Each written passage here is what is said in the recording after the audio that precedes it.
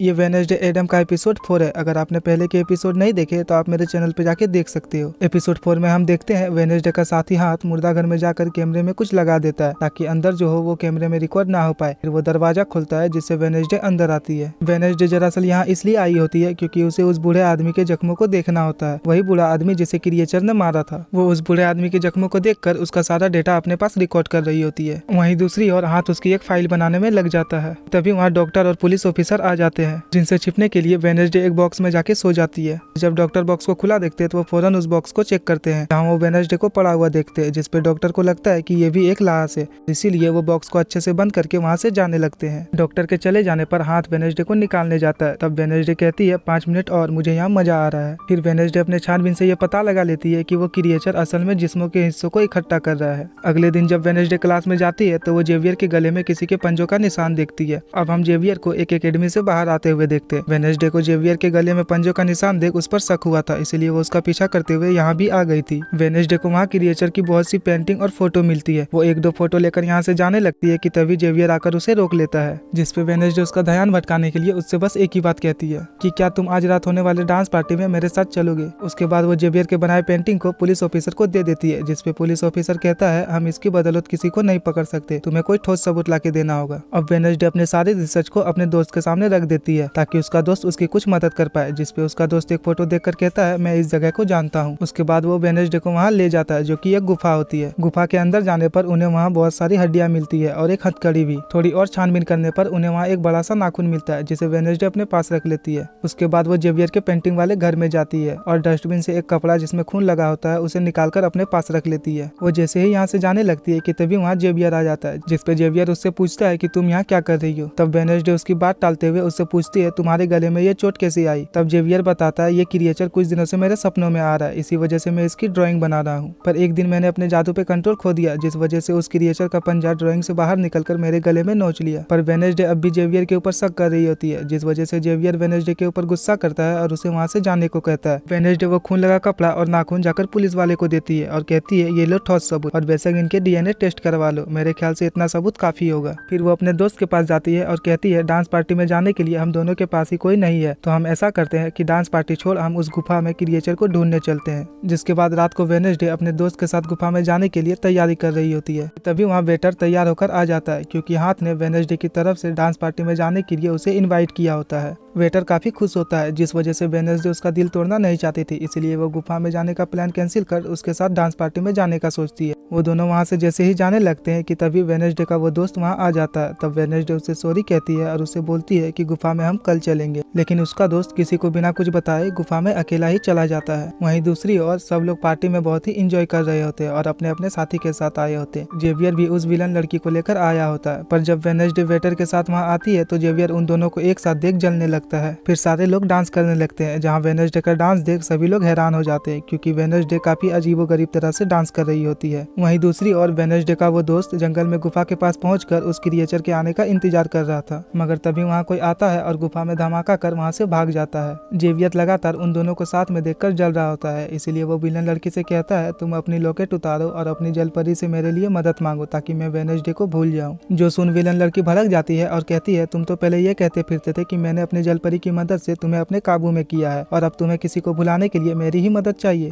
वहीं बाहर बदमाश लड़कों का ग्रुप एक टैंकर लेकर आ जाता है और डांस क्लब के पंप में एक बड़ा सा पाइप लगा देते हैं और फिर तभी पार्टी में अचानक से खून की बारिश होने लगती है क्योंकि जो टैंकर वो लड़के लाए थे जिसकी पाइप उन्होंने लगाई थी उसमें दरअसल खून होता है। खून देख पार्टी में सारे लोग डर जाते हैं और वहाँ से भागने लगते हैं, पर वेडनेसडे अब भी वहीं खड़ी होती है क्योंकि उसे अब तो और भी मजा आ रहा था क्योंकि वो बारिश खून की नहीं बल्कि कलर की होती है। तभी वेडनेसडे को एक विजन आता है जिसमें वो देखती है उसका दोस्त जंगल में अकेला ही चला गया है जहाँ वो मुसीबत में है और उसकी जान भी खतरे में है। तब वेडनेसडे अपने दोस्त को बचाने के लिए जंगल की ओर भागती है। उसके दोस्त के पीछे दरअसल वो क्रिएचर पड़ गया था जिससे बचते हुए वो भाग रहा था। वो क्रिएचर उस पर एक बार हमला करता ही है कि तभी वेडनेसडे उसे ढूंढते हुए वहाँ पहुँच जाती है, जहाँ वो देखती है उसका दोस्त खून से लिपटा जमीन पे बेहोश पड़ा हुआ है। तभी वहाँ वेडनेसडे की टीचर भी उसका पीछा करते हुए वहाँ आ जाती है। टीचर लड़के की ऐसी हालत देख वेडनेसडे से पूछती है क्या ये जिंदा तो है, और इसी के साथ ये एपिसोड यहीं एंड हो जाता है।